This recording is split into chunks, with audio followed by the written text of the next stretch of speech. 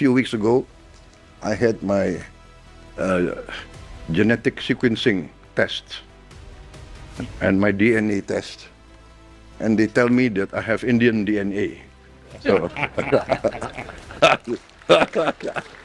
so, and everybody knows when I hear Indian music, I start dancing. खुद को भारतीय DNA का बताने वाले ये कोई आम व्यक्ति नहीं, बल्कि इंडोनेशियाई राष्ट्रपति प्रबोवो सुबियांतो हैं। जी हां, इनका कहना है इनका सिर्फ डीएनए ही भारतीय नहीं है, बल्कि जैसे ही ये हिंदी गाना सुनते हैं, इन्हें नाचने से कोई रोक नहीं पाता है। दरअसल ये बयान इंडोनेशिया के राष्ट्रपति ने भारत की राष्ट्रपति द्रौपदी मुर्मू के जरिए आयोजित एक भोज कार्यक्रम के दौरान कही। अगर आप अपना डीएनए टेस्ट करवाए तो शायद आप भी इंडियन निकले। और सोशल मीडिया पे तहलका तो उस वक्त मचा जब इंडोनेशिया के प्रेसिडेंट ने कहा कि मैंने कुछ दिन पहले अपना डीएनए टेस्ट करवाया था, जिससे पता चला कि मेरा डीएनए इंडियन है, यानी कि मैं एक इंडियन हूँ। उनके इस स्टेटमेंट ने तमाम इस्लामी ममालिक को, खासकर इस्लामी जमहूरिया पाकिस्तान को हिलाकर रख दिया है। प्रभु जो इंडोनेशिया का प्रेसिडेंट है, तो भाई इस्लामिक सबसे बड़ी इस्लामिक कंट्री, और उसका बंदा ये कह रहा है कि मैंने डीएनए टेस्ट करवाया और उससे इंडिया के इशार निकले। हाँ। आप चले जाएं हिस्ट्री में थोड़ा सा पीछे ऐसे कुछ, तो आपको जितनी भी कंट्रीज हैं उनके फोरफादर कहाँ से निकलेंगे? इंडिया से। देखें, इंडिया तजारत की गर्ज से या बाकी चीज़ों से उसी खित्ते से लोग निकले और वहाँ जाके बस गए। अब देखें, ईस्ट इंडिया कंपनी जब इंडिया में आई तो इंडिया की तजारत बढ़ गई, हर कंट्री के साथ, हर खित्ते के साथ।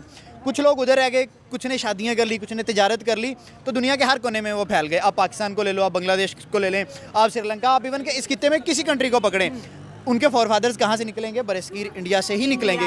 हेलो दोस्तों, जैसा कि आपने हाईलाइट में देखा, दुनिया के सबसे बड़े इस्लामिक देश की तरफ पाकिस्तान भारतीय डीएनए वाला हथौड़ा मारा गया, जिसमें पाकिस्तान के धक्का लगा, पीड़ी हुई। इसके पीछे की वजह से इंडोनेशिया के राष्ट्रपति प्रबोवो सुबियांतो ने बयान में, जिसमें उन्होंने कहा कि डीएनए भारतीय बताया कि पाकिस्तान अपनी भी विदेशी नीति इस्लामिक विद्रोह के वाला कार्ड खेलता है। सबसे ज्यादा मुस्लिम आबादी इस्लामिक इंडोनेशिया से बता दें कि हमारा सच्चा दोस्त भी भारत और डीएनए भी हमारा भारतीय है। ये चीज स्टार्ट ही उधर से हुई। पर यहाँ मुझे जो मोस्ट इंटरेस्टिंग बात लग रही है वो ये है कि इंडिया की अब जो इकोनॉमी बहुत ऊपर है ना, तो अगर ना भी डीएनए में होता तो उसने बोल देना था कि मेरे डीएनए में इंडिया का डीएनए मौजूद है। कहीं ना कहीं पे सोशो इकोनॉमिक्स पे अगर बात करें तो दुनिया ना इंडिया के साथ कल्चरली जुड़ रही, इकोनॉमिकली इंपॉर्टेंस तो इंडिया की है ही है, लेकिन कल्चर वाइज देखिए, और हर कंट्री अपने आप को कहती है कि मैं इंडिया का फ्रेंड हूँ, मैं इंडिया का फ्रेंड हूँ, या मेरा डीएनए इंडिया ही है, तो हर कोई इंडिया से जुड़ना चाहता है। कहीं ना कहीं तो ये बहुत बड़ी सक्सेस है ना उनकी। बिल्कुल, देखें, उस इंडिया की तो है, लेकिन हम इस नजरिए से देखें तो ये इस खित्ते की सक्सेस है। अगर कोई चीज इंडिया तक पहुंचेगी तो वो इर्द गिर्द के 3-4 कंट्रीज तक भी पहुंचेगी, उसके फायदे पहुंचेंगे। आप देखें कि जैसे इंडोनेशिया के प्रेसिडेंट ने बोला है भाई कि मेरे इंडिया से फोरफादर्स थे, या वहाँ जो भी उसके डीएनए में निकला, अब उसने इंडिया के साथ रिलेशन अच्छे कर लिए अपनी पहली ही मुलाकात के अंदर। अब वो उनसे इकोनॉमिकली फायदा उठाए, जिस तरीके से भी करे, ट्रेड अच्छी हो जाएगी, सोशो इकोनॉमिक जो भी सिस्टम इनके होंगे, अब भाई वो इंडिया से प्रोजेक्ट लेना स्टार्ट कर देगा। अब देखिए, इंडिया की जितनी 150 करोड़ की पॉपुलेशन है, इंडोनेशिया भी नो डाउट अच्छे कंट्री है, बट इंडिया जो है वो right now third biggest economy बनने जा रहा है, या बन गया, या बनने जा रहा है। ये न्यूज़ गर्दिश अभी भी कर रही है। तो भाई पूरी दुनिया चाहती है कि देखिए, जो भी बड़ा होता है सब उसके साथ हाथ मिलाते हैं। लेकिन यहाँ पे हमारे भाई ये भी तो बात बड़ी इंपॉर्टेंट है ना, कि अगर हम इंडोनेशिया की करेंसी देखें तो उसके ऊपर जो है ना भगवान गणेश की जो है मूर्ति की जो है फोटो है, और पूरी दुनिया में अगर महाभारत अगर देखा जाता है या उसको परफॉर्म किया जाता है तो वो इंडोनेशिया है। इंडोनेशिया में बहुत ज़्यादा मुसलमान है, लेकिन वो अपने सनातनी जो हिंदुइज्म के कल्चर को आज भी प्रेस करते हैं और आज भी उसको उसी तरह प्रमोट करते हैं। वो कहते हैं कि हमारे फोर फादर का रिलीजन था और हम इसको जिंदा रखेंगे। लेकिन अगर हम पाकिस्तान की बात करें, 1947 के बाद हमने क्या किया कि यहाँ पर जितने भी सनातन धर्म हिंदुइज्म से रिलेटेड चीज़ें थी, मंदिर थे या हिंदू थे या सिखों के गुरुद्वारे थे, तो हमने उन सबको डिमोलिश करना शुरू कर दिया या फिर बंद होना शुरू, क्योंकि हिंदू बहुत तेज़ी से यहाँ से माइग्रेट कर गए। तो हम तो कल्चरली अगर देखा जाए या फिर हिस्ट्री को अगर हम दोहराते हैं तो कहीं ना कहीं पर हमने वो चीज़ छोड़ी है जिसको Indonesia as a big Islamic country जो है कैच करने की कोशिश कर रहा है। वो सनातन धर्म को मुसलमान होने के बावजूद भी फॉलो कर रहे हैं। देखिए, कोई भी रिलीजन है ना, वो दूसरे रिलीजन से आपको डायरेक्ट नफरत करने को या उनके लोगों पे तशद्दुद करने को, जुल्म करने को नहीं कहता। और स्पेशली इस्लाम में तो है कि आप सबके साथ भाईचारा रखो, नो डाउट। वो किस रिलीजन से है वो फर्क नहीं पड़ता, इंसानियत, ह्यूमैनिटी सबसे पहले आती है। और इंडोनेशिया ने अगर वो चीज़ संभाल के रखी है, अपने फोरफादर्स के जो हिस्टोरिकल प्लेसेस हैं या इस तरह की है, तो पाकिस्तान को भी रखनी चाहिए थी। और किसी जगह है भी सही, किसी जगह हमने ये देखे, बांग्लादेश ने लास्ट दिनों में ऐसा किया है कि उन्होंने बहुत सारे मंदिर को डिमोलिश किए हैं और उसके कॉन्सिक्वेंसेस उनके सामने आए हुए हैं। वो अपने घुटनों पे गिरे हुए हैं, एक ही डिमांड करी जा रहे हैं, शेख हसीना दो, शेख हसीना दो। और यूनुस साहब जो है इस वक्त बिल्कुल उनके एंड हो गई है। डीएनए किया जाए तो जो हम आदम अलैहिस्सलाम से लेके अब तक आ रहे हैं हाँ। उसमें हिंदुइज्म है, हिंदुइज्म है डीएनए बिल्कुल है। उन्होंने बात एक लिहाज से सही की ठीक है, हो गया। ठीक है, हर मुसलमान में भी है और एक कल्चर ये था, लेकिन अभी भी कल्चर शादियों में यही चल रहा है, ट्रेंड भी यही है। इंडियन गानों के अलावा हमारी शादी नहीं होती। माइयों तेल मेहंदी हर तरह के फंक्शन जो है इंडियन कल्चर पर जा रहे हैं। आप बड़ा मुस्कुरा रहे हैं, अभी इंडियन गाने सुनते हैं शौक से?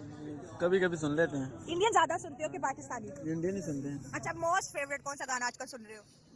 याद नहीं। नैना ठाक लेंगे।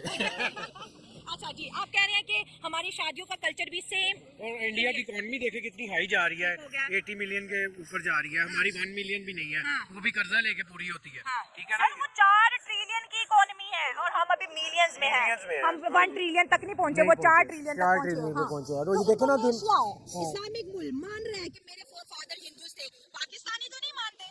क्यों? लेकिन वो ये है, हकीकत यही है, लेकिन मानते नहीं है। हाँ, हकीकत क्या है? चलिए आज आप हकीकत यही है कि हिंदुइज्म है, हमारे डीएनए में है हिंदुइज्म, ठीक हो गया। लेकिन हम पाकिस्तानी ये हैं कि मुस्लिम कंट्री से हैं, हाँ। तो हम कहते हैं नहीं हम मुसलमान हैं, हाँ, ठीक हो गया। लेकिन हम हिंदुइज्म को ये पाकिस्तानी नहीं और नहीं मानते, करते। लेकिन डीएनए में है। ठीक है, बहुत प्राउड की बात है भाई, हम मुसलमान हैं और हर रिलीजन का बंदा अपने रिलीजन पे बड़ा प्राउड करता है, करना भी चाहिए। ठीक हो गया, हम मुसलमान हैं, हमें बड़ा प्राउड है। लेकिन सर, जैसे आपने कहा कि हमारे फोर फादर, दादा परदादा, या उनके कोई ना कोई, क्योंकि हम हिंदुस्तान में थे ना। डीएनए है उसमें। लेकिन हमने अपने डीएनए को अगर देखें तो हम भी हिंदुस्तानी थे, या हिंदुइज्म हमारे डीएनए में डेफिनेटली होगा। लेकिन जब पाकिस्तान बना तो हिंदुइज्म पाकिस्तान में उस तरह से नहीं बढ़ा जिस तरह से इंडिया में मुसलमान बढ़े। वो 30 करोड़ तक पहुंच गया और हमारे मुल्क के अंदर 1 करोड़ भी हिंदू नहीं है।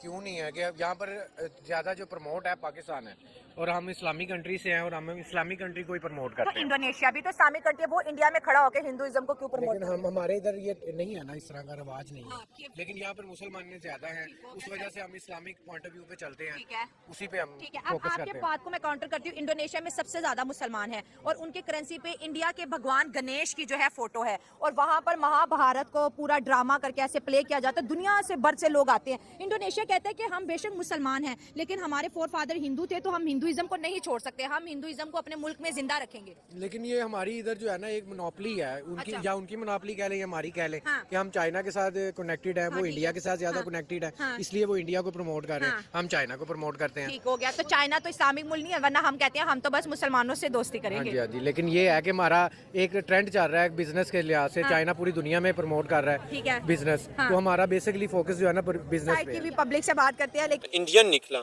तो इसी तरह हमारे मुल्क में भी, जो हमारा मुल्क यहाँ पर आज़ादी जब हो गई तो हमारे और इंडिया का, तो यहाँ से बहुत से पाकिस्तानी चले गए इंडिया, और बहुत से इंडियन यहाँ माइग्रेट हो गए कुछ ओवरसीज मुल्कों में, यूके, यूएस है। तो बहुत से लोग हैं वो भी ये जानते भी नहीं कि मैं पाकिस्तानी हूँ, मैं इंडियन हूँ, मैं कौन हूँ, कहाँ से हूँ। अगर हम भी अपना टेस्ट करवा ले तो शायद हम भी इंडियन निकले या पाकिस्तान। यहाँ पर हमारा एक डिस्ट्रिक्ट है शेरानी के, इंडिया में, वहाँ पर शेरानी एक मोहल्ला है, इसका नाम बकायदा शेरानी रखा हुआ है। तो यहाँ से पाकिस्तान बहुत सारे लोग इंडिया भी चले गए, वहाँ पर अभी आबाद है। वो बिल्कुल ये कहते हैं नहीं कि हम पाकिस्तान के, मगर है असल में यहाँ हमारे पठान इलाके से, मैं बलूचिस्तान का हूँ दरअसल। तो वो इधर शेरानी, एक काकड़ मोहल्ला है, शेरानी मोहल्ला है। तो यहाँ पर भी बहुत सारे अगर आप अपना डीएनए टेस्ट करवाए ले, शायद अभी इंडियन निकले। हो सकता है, क्योंकि जाहिर है पहले इंडिया और पाकिस्तान एक ही मुल्क था, जिसे हम जो है बड़े सगीर पाको हिंद कहा करते थे। उसके बाद 1947 में जब तकसीम हिंद हुआ, तब पाकिस्तान मार्फे मौजूद में आया। जाहिर है तकसीम हिंद के वक्त बहुत सारे लोग जो है वो यहाँ से हिंदुस्तान चले गए, और हिंदुस्तान से बहुत सारे लोग जो है वो पाकिस्तान आ गए। इसीलिए बहुत सारे इंडियन भी कहते हैं कि अगर पाकिस्तानी अपना डीएनए टेस्ट करवाएं तो इंडियन निकलेंगे। जी बिल्कुल, यहाँ पाकिस्तान में बहुत सारे आधे, यहाँ लाहौर में आधा से ज्यादा लाहौर हो सकता है वो इंडिया दिल्ली का निकला है। हमारे पठानों में जो ना, हम दरअसल हम अफगान हैं, पश्तून जो ना, पठान जो ना, वो अफगान है। हम दरअसल अफगानिस्तान, हमारे आबा अजदाद अफगानिस्तान से यहाँ शिफ्ट हो गए। अब यहाँ पर दरअसल हमारे साथ एनआईसी जो है वो पाकिस्तान के, मगर हम दरअसल है अफगान बाशिंदे हैं। दरअसल हम अफगानिस्तान के निकले और आप इंडियन निकले।